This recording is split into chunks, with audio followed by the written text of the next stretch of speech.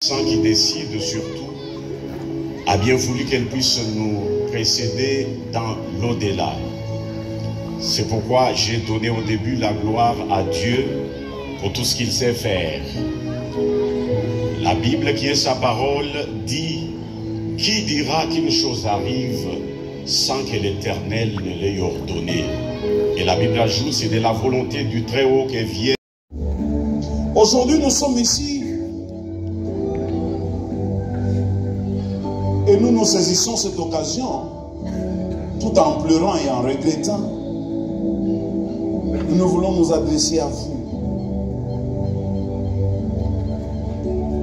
Il n'est pas encore trop tard, mon frère et ma soeur, de donner sa vie au Seigneur Jésus-Christ.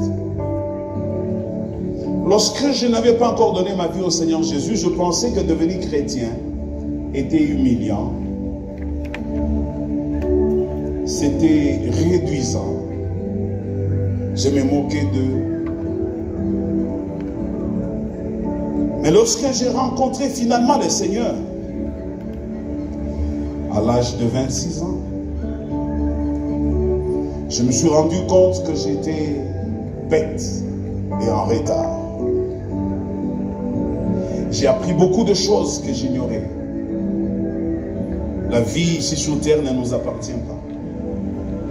La vie ici sur terre appartient à celui qui nous a envoyés. Et chacun de nous, tel que nous sommes assis là, a une mission bien précise. Et nous ne serons pas jugés par rapport à nos réalisations, les types de véhicules que nous avons conduits, les types de maisons que nous avons habitées, les types d'habits que nous avons portés, mais nous serons jugés par rapport au type de la vie que nous avons menée. Avons-nous mené une vie avec le Seigneur? Avons-nous mené une vie dans l'obéissance et dans la crainte? Avons-nous atteint l'objectif de la mission que le Seigneur nous a confiée? Voilà ce que nous attend, ce qui attend Corinne en ce moment. Car il est écrit encore dans la Bible: il est permis à un homme de mourir une seule fois, après quoi vient le jugement. Mais ceux qui seront en Christ ne passeront pas par le jugement. Ne passeront par le jugement que les incrédules, les ivrognes, les hypocrites, les impudiques, les consorts. Mais en Christ, on ne meurt pas. On passe d'une vie à une autre vie. Celle-là, elle est meilleure. J'ai plusieurs fois suivi quelques témoignages et quelques documentaires dans lesquels certaines personnes qui ont frôlé la mort ou qui ont vécu la mort momentanément, quand elles sont en train de raconter ce qu'elles ont vu là-bas, personne n'a eu envie de rentrer sur terre. La majorité d'entre eux, ils ont supplié le Seigneur de rester là-bas, en dépit du fait qu'ils avaient des responsabilités sur la terre, en dépit du fait qu'ils avaient des bonheurs sur la terre. Même celles qui avaient des bébés préféraient rester auprès du Seigneur. Je vous le dis et je vous donne ma parole. Berger patient, écoute-moi bien. En ce moment, même si on avait l'occasion de parler avec Corinne, elle refuserait de revenir sur cette terre. Elle est bien là où elle est. Elle est dans le repos éternel. Elle est dans la félicité. Elle est dans la gloire de Dieu. Bien-aimés, l'objectif de notre passage ici sur la terre, c'est pas que de manger, de boire, de fêter. C'est pourquoi la Bible dit: je suis dans la joie quand on me dit allons dans la maison de deuil plutôt que dans la maison de fête. Dans la maison de deuil, on y réfléchit. Tandis que dans la maison de fête, on s'enivre, on se perd. Et si nous sommes dans la maison de deuil, on y réfléchit.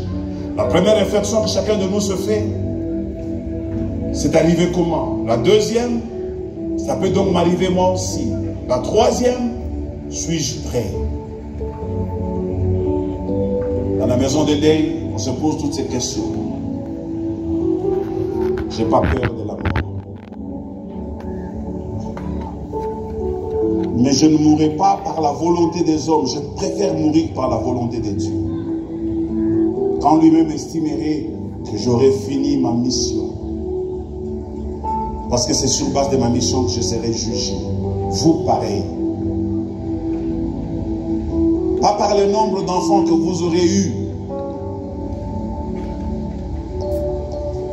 Dieu a parlé à son serviteur, le berger patient. Lui-même n'a pas compris. Je parlais avec lui, je crois, le 31 décembre. Il me donne le thème de l'année pour son église qu'il dirige. Et il a dit, après cela. Et quand j'entends ma Bible, j'écris le mot après cela. Le premier passage qui sort de après cela, il y a plus ou moins 80 quelques après cela dans la Bible. Le tout premier passage qui sort, c'est Abraham qui enterra sa femme. On dit parfois des choses qu'on ne connaît pas, mais c'est poussé par le Saint-Esprit que les hommes ont parlé de la part de Dieu. Après cela. Bien-aimés dans le Seigneur,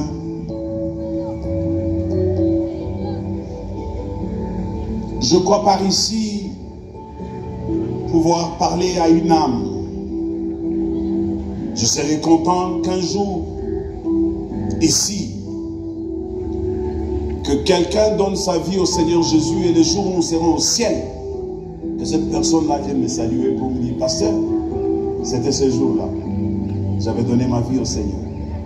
Merci, pasteur. Parce que si je suis ici et j'ai évité cela, c'est parce que ce jour-là, j'étais là. Vous n'êtes pas là par hasard.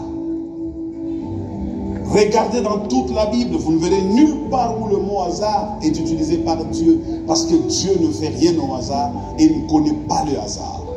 Il fait chaque chose bonne en son temps et il a permis que vous soyez là et que vous écoutiez cette parole. La Bible dit aussitôt que vous écoutez sa voix, n'endurcissez pas votre cœur. Je vais nous demander de faire une courte prière.